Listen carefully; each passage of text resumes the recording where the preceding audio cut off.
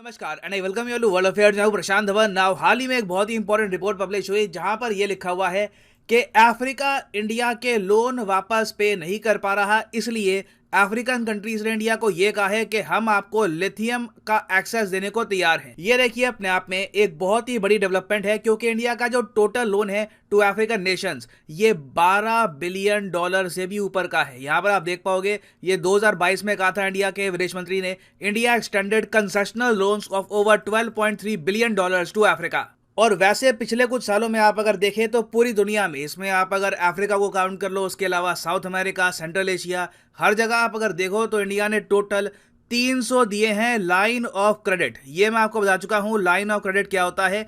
एक टाइप का soft loan होता है, उसमें इंडिया ये कहता है कि अगर आपको हम $1 बिलियन का देते हैं लाइन ऑफ क्रेडिट, तो $1 बिलियन का सामान आप इंडिया से परचेज कर सकते हैं, मगर उसकी पेमेंट इमीडिएटली करने की जरूरत नहीं है। आप आराम से 10 से लेकर 15 सालों में इसकी पेमेंट कर सकते हैं, और इसका इंटरेस्ट रेट भी बहुत कम होता है और सब कुछ ट्रांसपेरेंट होता है, कोई कंडीशंस इसकी छुपी नहीं होती। तो पिछले कुछ सालों में आप अगर देखो तो इंडिया ने दुनिया भर में बांटे हैं $32 बिलियन के लोन।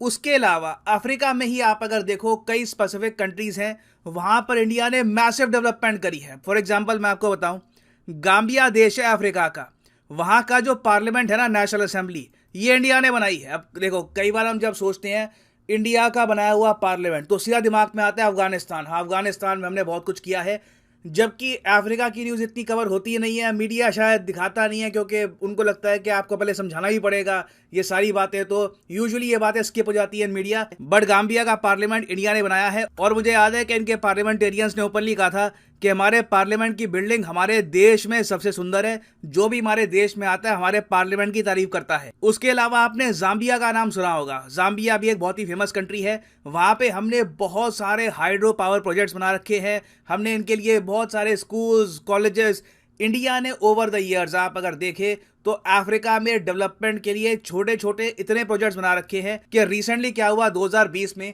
कि ऑर्गेनाइजेशन ऑफ इस्लामिक कंट्रीज ने ये सोचा कि अफ्रीका के देश नाइजर में बैठ के ना ये एक मीटिंग करेंगे जहां पर ये इंडिया की निंदा करेंगे कश्मीर इशू को लेकर। उस वक्त आर्टिकल 370 का जो इशू था ये काफी हॉट था। तो सबसे फनी बात यहां पर ये हुई कि जिस मीटिंग में ओआईसी के लीडर इकट्ठा हुए नाइजर में, ये बिल्डिंग भी इंडिया ने बनाई थी। तो इतनी इंडिया ने बिल्डिंग्स बना रखी है वहां पर कि कोइंसिडेंटली आप किसी भी देश में जाओगे, वहां पे जो मेजर बिल्डिंग है उसमें आप एंटर करोगे तो पॉसिबिलिटी है कि या तो वो बिल्डिंग बनाई हो इंडिया ने या फिर चाइना ने। अब यहां पर आप ये पूछोगे कि इंडिया के लिए अफ्रीका इतना इंपॉर्टेंट क्यों है कि हम इनको लोन भी देते हैं, इनके कई देशों में हम बिल्डिंग्स भी बनाते हैं।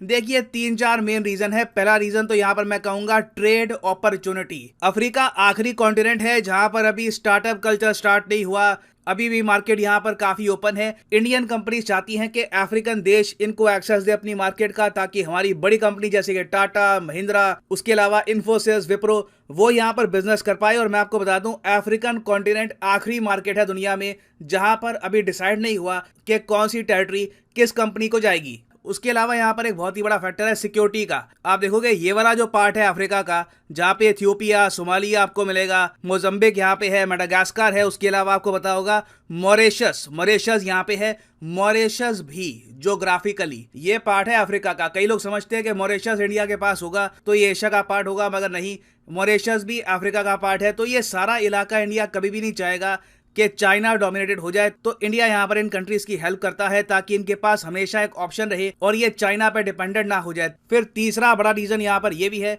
कि कल को अगर इंडिया को यूएन सिक्योरिटी काउंसिल में परमानेंट सीट चाहिए तो वहां पे अफ्रीका के योगदान के बिना हम ये काम अकॉम्प्लिश नहीं कर पाएंगे, क्योंकि सिर्फ अफ्रीका में ही आपको 54 ऑफिशियल कंट्रीज मिलेगी। बाकी कुछ डिस्प्यूटेड कंट्रीज हैं, वो सब मिला जुला के आप अगर देखो तो एक बार को टोटल नंबर ना 60 के ऊपर भी पहुंच जाता है। तो मगर एटलीस्ट यूएन में तो 54 मेंबर आपको मिलेंगे ही अफ्रीका से। तो this continent is very important for India, और इसलिए इंडिया ने यहाँ पर बहुत से कंट्रीज को बांटे थे लोन।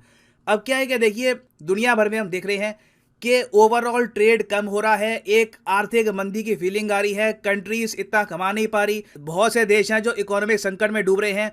हमने देखा कि श्रीलंका में क्या हुआ, बांग्लादेश का केस आपके सामने है, पाकिस्तान है, और जगह भी आप अगर देखो, इवन चाइना भी आज के समय स्ट्रगल कर रहा है, उनके बैंक्स प्रॉपर्ली परफॉर्म कर नहीं पा रहे। तो अफ्रीकन कंट्रीज के साथ भी ऐसा है।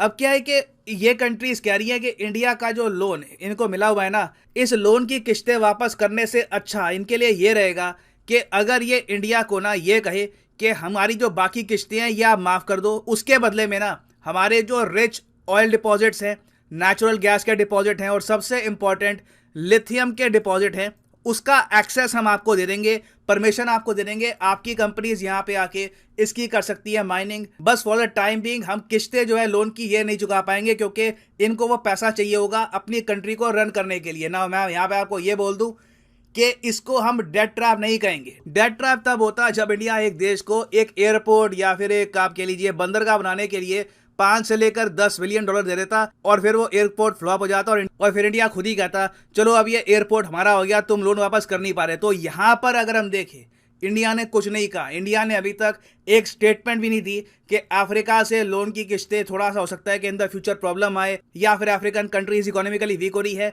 अफ्रीकन कंट्रीज की तरफ से खुद ही आवाजें आ रही है कि ये लोग चाहते हैं कि ये लोग इंडिया को अपने रिसोर्सेज दे दे लोन रिपेमेंट के बदले। और ये मैं आपको बता दूं इतिहास में पहली बार होगा जब लोन की रिपेमेंट मिनरल डील से हो रही होगी, नहीं तो इससे पहले हमने कभी भी ऐसा देखा नहीं है। चाइना सीधा सीधा जमीन मांगता है या फिर कोई एयरपोर्ट वगैरह मांगता है, मगर इन कंट्रीज के लिए काफी बेनिफिशियल होगा अगर इंडिया लिथियम डिपॉजिट्स को एक्सट्रैक्ट करने के लिए आता है इनके देशों में। क्योंकि क्या होगा, इंडिया अपने साथ वर्कफोर्स तो लाएगा नहीं, जो यहाँ पे वर्कर्स होंगे वो कहाँ के होंगे, अफ्रीका के होंगे। तो अफ्रीका के देशों को पता है कि इस डील में होना क्या है, इन दी एंड इनको मिलेगी बहुत सारी नौकरियां और जो डिपॉजिट्स और कोई देश निकालने को तैयार हो नहीं रहा इनके यहाँ, वो डिपॉजिट्स इंडिया एक्सट्रैक्ट करेगा। और लिथियम को निकालने का भी खर्चा किसका है, वो निकालने का खर्चा भी हमारा होगा। तो बेसिकली इनकी तरफ से ये जो ऑफर है ये इनके लिए खराब नहीं है, it is a very good offer for them. और इंडिया अगर इस ऑफर को एक्सेप्ट करता है तो सबसे ज्यादा इसके अंदर आप काम देखोगे जिम्बाब्वे में।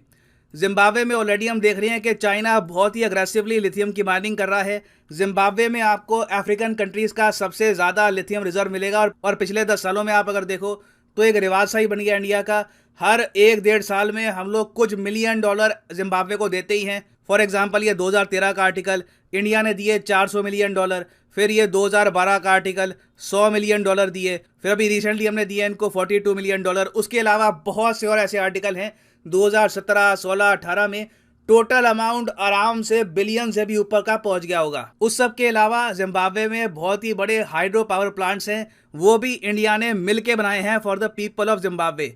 तो बिल्कुल ये इंडिया के लिए एक जैकपॉट भी हो सकता है क्योंकि हम लोग कोशिश कर रहे हैं हमारी कंट्री में लिथियम आयन बैटरीज बेस्ड जो कार्स हैं, जो बसेज हैं, ये बनाएं। और इसी टाइम जिम्बाब्वे यहाँ पर कह रहा है कि हमारे लिथियम रिजर्व्स आप यूज कर सकते हैं। अफ्रीकन कंट्रीज कह रही हैं कि हमारे लिथियम रिजर्व्स आप एक्सप्लॉइट कर सकते हैं, इसके बदले में हम लोन की किस्तें नहीं देने वाले। तो ये एक बहुत ही इंटरेस्टिंग ऑफर है इंडिया के लिए और देखना होगा इन द नियर फ्यूचर कि India genuinely minerals for loan deal को एक्सेप्ट करेगा या फिर नहीं। मैं यहाँ पे आपसे पूछना चाहूंगा आपका ओपिनियन, आपके हिसाब से ये डील इंडिया को एक्सेप्ट करनी चाहिए या फिर नहीं, लिखेगा इसके बारे में कमेंट सेक्शन में, मैं जानना चाहूंगा आपका ओपिनियन। और फाइनली यहाँ पे मैं आपसे क्वेश्चन पूछूंगा, क्वेश्चन यहाँ पर यह है कि अफ्रीकन कॉन्टिनेंट को यूरोपियन कॉन्टिनेंट से इनमें से कौन सी चीज़ है जो अलग करती है। ये यहाँ पे आप देखोगे, ये अफ्रीकन कॉन्टिनेंट, ये ऊपर यूरोप, तो क्या दोनों को अलग करती है। यहाँ पे आपकी ऑप्शंस है Suez canal, Mediterranean sea, isthmus of Suez या फिर सिनाई पेनिनसुला।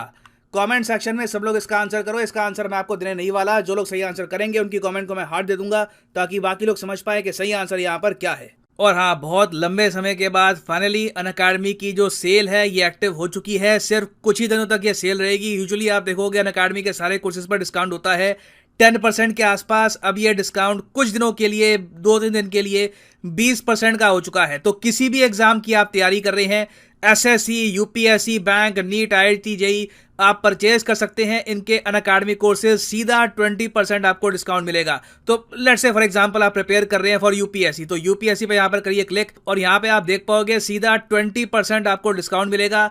26 तारीख को ये सेल बिल्कुल खत्म हो जाएगी। 26 तारीख मध्य रात्रि को ये सेल खत्म हो जाएगी। तो आपको सिंपली करना है यहाँ पर क्या है, जो ये प्राइसेस आपको दिख रहे हैं, फॉर एग्जांपल जो 36 महीने का कोर्स है, अगर आपको ये परचेज करना है, अगर आपके पास अभी टाइम है 2-3 साल का, आराम से आप चाहते हैं कि 2024-25 में एक प्रॉपर अटेम्प्ट देना यूपीएससी का, तो आप 36 महीने का कोर्स कर सकते हैं परचेज। मगर पर मंथ जो यहाँ पर लिखा है प्राइस, ये पे करने की आवश्यकता बिल्कुल नहीं है। सिंपली यहाँ पर कोड यूज़ करिए PD10 और प्राइसेस अपने आप गिरना स्टार्ट हो जाएंगे, the prices will start falling. So use the code PD10 and save your hard earned money. So इसी नोट के साथ ये है वीडियो का अंत। Thank you for listening and as always God bless you all.